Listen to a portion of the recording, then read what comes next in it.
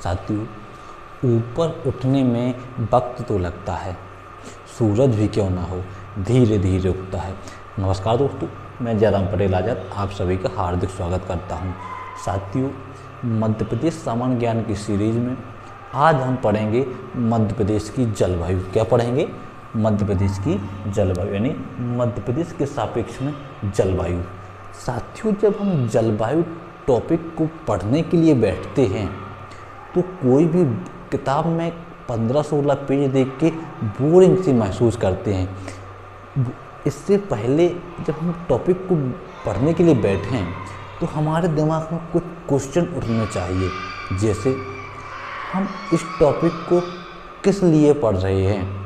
तो इसका आंसर होगा एग्ज़ाम के लिए, परीक्षा के लिए। जब हमारे मन में एक आंसर आएगा कि मध्य प्रदेश की जलवायु की या जलवायु को हम परीक्षा के लिए पढ़ रहे हैं, तो दूसरा क्वेश्चन आपके दिमाग में उठना चाहिए कि परीक्षा में किस प्रकार से क्वेश्चन पूछे जाएंगे या किस प्रकार के क्वेश्चन पूछे जाते हैं।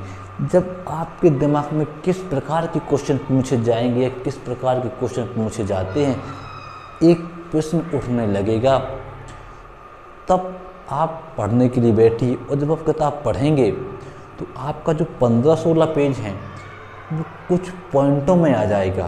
तो उन पॉइंटों को हम यहाँ डिस्कस करेंगे, देखना, समझना, सुनना। साथियों, मध्य प्रदेश की जलवायु, क्या जलवायु, जलवायु क्या होती है जलवायु? साथियों, अगर हम जलवायु की बात करें तो किसी क्षेत्र विशेष पर, क्या किसी क्षेत्र विशेष पर, किसी क्षेत्र विशेष की, किसी क्षेत्र विशेष की दीर्घकालीन, क्या दीर्घकालीन मौसमी दशाओं के, मौसमी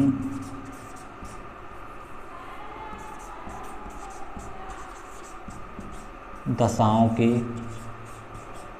समग्र रूप को उस क्षेत्र की जलवायु कहते हैं। देखना साथियों, किसी क्षेत्र विशेष की दीर्घकालीन मौसमी दशाओं के स्वरूप को उस क्षेत्र की जलवायु कहते हैं। अगर हम इसे और आसान भाषा में समझें, साथियों, किसी भूखंड पर लंबे समय से पड़ने वाला वायुमंडलीय प्रभाव उस क्षेत्र की जलवायु कहलाता है। क्या? किसी भूखंड पर लंबे समय से पड़ने वाला वायुमंडलीय प्रभाव उस क्षेत्र की जलवायु कहलाता है। क्या कहलाता है? जलवायु कहलाता है। एक्चुअली में हमें मध्य प्रदेश के सापेक्ष में देखना है। अगर हम भारत की जलवायु की बात करें तो भारत की जलवायु उष्ण कटिबंधीय मानसूनी जलवायु है। कैसी है? उष्ण कटिबंधीय जलवायु। किसकी? भारत की। कैसी है भारत की जलवायु? उष्ण कटिबंधीय, उष्ण कटिबंधीय, उष्ण कटिबंधीय मानसूनी, मानसूनी जलवायु। कैसी है? उष्ण कटिबंधीय मानसूनी जलवायु। किसकी है? भारत की है। एक्चुअली में अगर आप मध्य प्रदेश की भौगोलिक स्थिति को देखें तो मध्य प्रदेश भारत के मध्य में अवस्थित है। कहाँ अवस्थित है? मध्य में अवस्थित है। इसलिए मध्य प्रदेश की जलवायु भी भारत की जलवायु की भी समान कैसी है?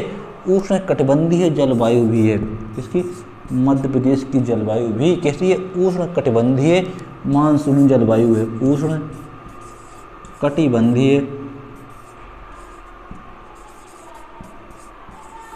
उष्ण कटिबंधीय मानसूनी, मानसूनी जलवायु, यानी जैसी जलवायु भारत की है वैसे ही जलवायु मध्य प्रदेश की, क्योंकि मध्य प्रदेश भारत के मध्य में अवस्थित है। साथियों, उष्णकटिबंधीय और मानसूनी जो दो शब्द है, यहाँ से क्वेश्चन बनते हैं कि कौन सा कारक मध्य प्रदेश की जलवायु को उष्णकटिबंधीय स्वरूप प्रदान करता है। क्या करता है? उष्णकटिबंधीय स्वरूप प्रदान करता है। साथियों,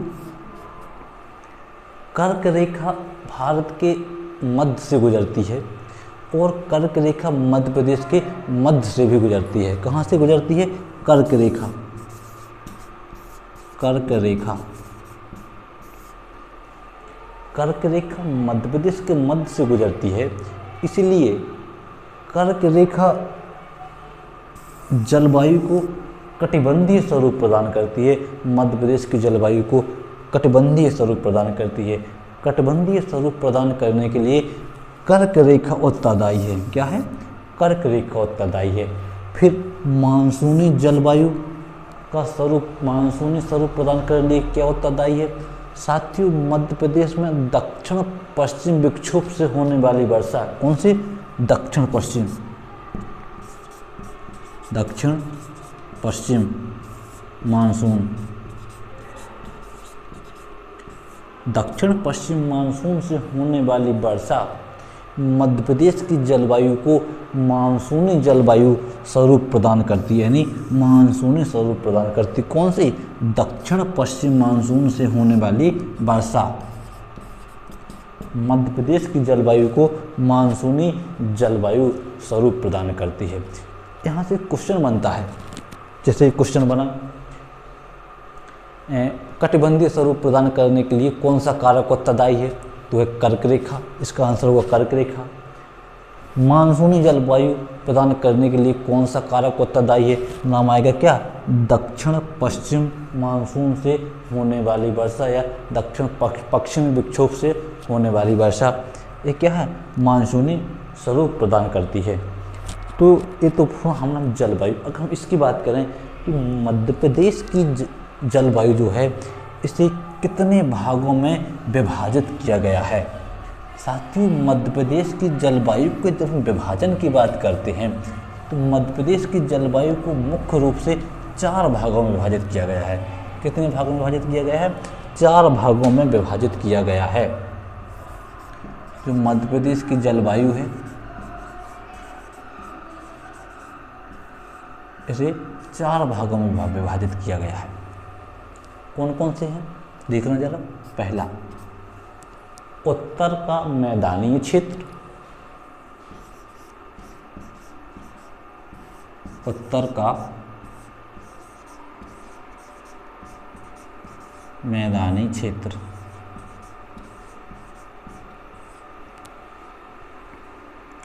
दूसरा है मालवा का पठारी क्षेत्र, मालवा का पठारी क्षेत्र।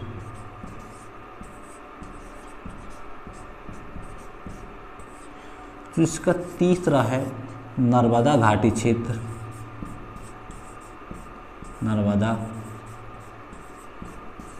घाटी क्षेत्र। चौथा है विंध्याचल पर्वतीय क्षेत्र,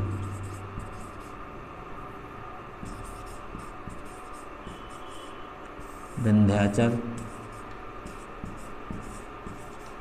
पर्वतीय क्षेत्र। क्या है? तो यह 4 भाग, उत्तर का मैदानी क्षेत्र, मालवा का पठारी क्षेत्र, नर्मदा घाटी क्षेत्र, विंध्याचल पर्वतीय क्षेत्र। हमने इन्हें क्यों लिखा? एक तो क्वेश्चन यहाँ से बनता है कि मध्य प्रदेश की जलवायु को कितने भागों में विभाजित किया गया है? तो मध्य प्रदेश की जलवायु को 4 भागों में विभाजित किया गया है। ये फैक्ट हो गया। अब जो उत्तर का मैदानी क्षेत्र है, यहाँ से क्वेश्चन बनता है कि इस क्षेत्र की जलवायु को क्या कहते हैं, इस क्षेत्र में किस प्रकार की जलवायु पाई जाती है। जैसे हम उत्तर के मैदानी क्षेत्र के बारे में चर्चा करें तो साथियों इस क्षेत्र में महाद्वीपीय प्रकार की जलवायु पाई जाती है। कैसी जलवायु पाई जाती है? महाद्वीपीय प्रकार की, महाद्वीपीय प्रकार की जलवायु पाई जाती है। यानी उत्तर के मैदानी क्षेत्र में महाद्वीपीय प्रकार की जलवायु पाई जाती है। यहाँ से क्वेश्चन ऐसे बनता है, महाद्वीपीय प्रकार की जलवायु किस क्षेत्र में पाई जाती है? तो कहाँ पाई जाती है? उत्तर के मैदानी क्षेत्र में, यानी मध्य प्रदेश के में उत्तर का मैदानी क्षेत्र, यहाँ महाद्वीपीय प्रकार की जलवायु पाई जाती है। साथियों, इस क्षेत्र की एक विशेषता है, इस क्षेत्र में गर्मियों में बहुत अधिक गर्मी होती है और सर्दियों में बहुत अधिक ठंडी होती है। यहाँ से भी क्वेश्चन बनता है कि बहुत गर्मियों में बहुत अधिक गर्मी और सर्दियों में बहुत अधिक सर्दी किस भाग में पाई जाती है? साथियों, तो है उत्तर का मैदानी क्षेत्र। हम मालवा का पठारीय क्षेत्र की बात करें, इसकी मालवा के पठारीय क्षेत्र की बात करें, साथियों यहाँ सम जलवायु वाला क्षेत्र है। किस जलवायु वाला क्षेत्र है? सम जलवायु वाला क्षेत्र, सम जलवायु, यह सम जलवायु वाला क्षेत्र कौन सा? मालवा का पठारीय क्षेत्र। अगर मालवा के पठारीय क्षेत्र की बात करें तो यहाँ सम जलवायु वाला क्षेत्र है। यहाँ से क्वेश्चन ऐसे बनता है कि सम जलवायु वाला क्षेत्र किस क्षेत्र को कहा जाता है? तो आंसर क्या आएगा? मालवा का पठारीय क्षेत्र। या मालवा के पठारीय क्षेत्र में किस प्रकार की जलवायु पाई जाती है? तो यहाँ सम जलवायु पाई जाती है। साथियों, चीनी यात्री फाहियान आया, कौन? चीनी यात्री आया फाहियान। चीनी यात्री फाहियान ने मालवा की जलवायु को विश्व की सर्वश्रेष्ठ जलवायु बताया। किसने बताया? सर्वश्रेष्ठ जलवायु, विश्व की सर्वश्रेष्ठ जलवायु बताया। एक्चुअली में चीनी यात्री फाहियान उज्जैन में आया था, उज्जैन में है 2-3-4 महीने रहा, तो इसने यह अनुभव किया कि जो इस क्षेत्र की जलवायु है यह विश्व की सर्वश्रेष्ठ जलवायु है। किसने? चीनी यात्री फाहियान ने मालवा की जलवायु को विश्व की सर्वश्रेष्ठ जलवायु बताया। साथियों, यहाँ साधारण गर्मी और साधारण ठंडी होती है, ना ज़्यादा गर्मी होती है ना ज़्यादा ठंडी होती है। अगर हम नर्मदा घाटी क्षेत्र की बात करें, साथियों नर्मदा घाटी क्षेत्र की एकमात्र विशेषता है जो एग्जाम में पूछे जाने लायक है। क्या? एक्चुअली में नर्मदा घाटी क्षेत्र कर्क रेखा के समीप है। कहाँ है? कर्क रेखा के समीप है।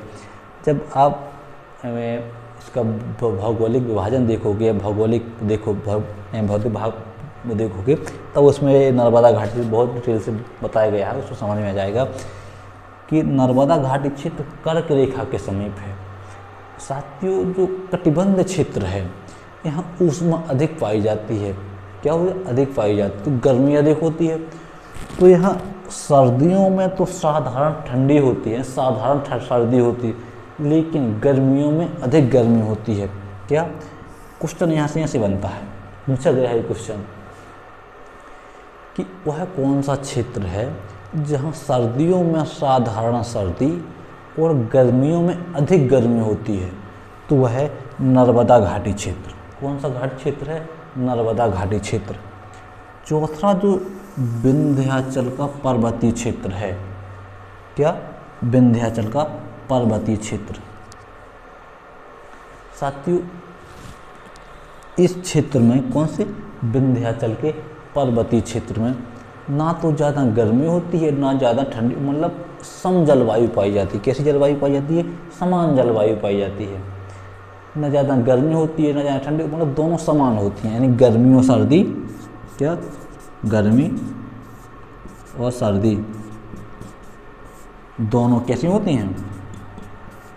समान होती हैं, यानी चाहे गर्मी हो चाहे सर्दी हो, यहाँ उतना इस मौसम का इतना अनुभव नहीं किया जाता। इसलिए इस क्षेत्र को स्वास्थ्यवर्धक क्षेत्र कहा जाता है। ये इम्पोर्टेंट है। क्या? स्वास्थ्यवर्धक क्षेत्र, स्वास्थ्यवर्धक क्षेत्र कहा जाता है। किसे? विंध्याचल पर्वतीय क्षेत्र को स्वास्थ्यवर्धक क्षेत्र कहा जाता है। साथियों, यहाँ दो महत्वपूर्ण पर्यटन स्थल हैं। अमरकंटक, क्या? अमरकंटक और दूसरा है पचमढ़ी। क्या है? पचमढ़ी। दूसरा है पचमढ़ी। यहाँ दुनिया के तमाम पर्यटन यहाँ पर 2-3 महीने छुट्टियों में अपने यहाँ व्यतीत करने के लिए आते हैं। वहाँ इधर सुकून महसूस होता है, इसलिए इसे स्वास्थ्यवर्धक क्षेत्र कहा जाता है। कैसे? विंध्याचल का पर्वतीय क्षेत्र को स्वास्थ्यवर्धक क्षेत्र कहा जाता है। यहाँ न ज़्यादा गर्मी होती है, न ज़्यादा, यहाँ मौसम का पता ही नहीं चलता कि गर्मी है सर्दी, एक्चुअली बात ही है। साथियों, एक क्वेश्चन और दिमाग में आया होगा कि इससे सब कुछ हैंडल हमें कैसे, कहाँ से पता चलता कि यहाँ की जलवायु ऐसा है, यहाँ ऐसा है, यहाँ इतनी ठंडी हो रही है, इतनी सर्दी हो रही है। तो साथियों, एक वेधशाला है, इसका एक केंद्र है इंदौर में, जिसका नाम है मौसम एवं ऋतु वेधशाला केंद्र। क्या है? मौसम एवं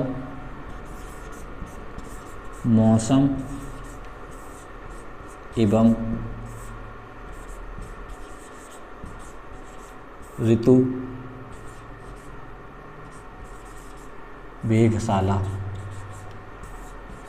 केंद्र इंदौर में है। कहाँ है? यानी मौसम एवं ऋतु वेधशाला केंद्र मध्य प्रदेश के इंदौर में अवस्थित है, जो सब इन चीज़ों को हैंडल करता है, इन चीज़ों के बारे में जानकारी रखता है और हम आप तक पहुंचाता है। कौन सा, कहाँ है? मौसम एवं ऋतु वेधशाला केंद्र मध्य प्रदेश के इंदौर में अवस्थित है। साथियों, यहाँ से एक और क्वेश्चन बनता है, पूछा गया है। एक्चुअली मध्य प्रदेश एक कृषि प्रधान राज्य है, भारत एक कृषि प्रधान देश है। इसके आधार पर, यानी कृषि जलवायु के आधार पर मध्य प्रदेश को कितने भागों में बांटा गया है? तो कृषि जलवायु के आधार पर, कृषि जलवायु के आधार पर मध्य प्रदेश को 11 भागों में बांटा गया है। कृषि जलवायु के आधार पर मध्य प्रदेश को 11 भागों में बांटा गया है। कितने भागों में बांटा गया है? 11-12 भागों में। अगर हम भारत की बात करें तो कृषि जलवायु के आधार पर भारत को 15 भागों में बांटा गया है। कितने में बांटा गया है? 15 भागों में बांटा गया है कृषि जलवायु के आधार पर। साथियों, ऋतुओं के आधार पर मध्य प्रदेश में जो आज के लिए इतना ही। नमस्कार।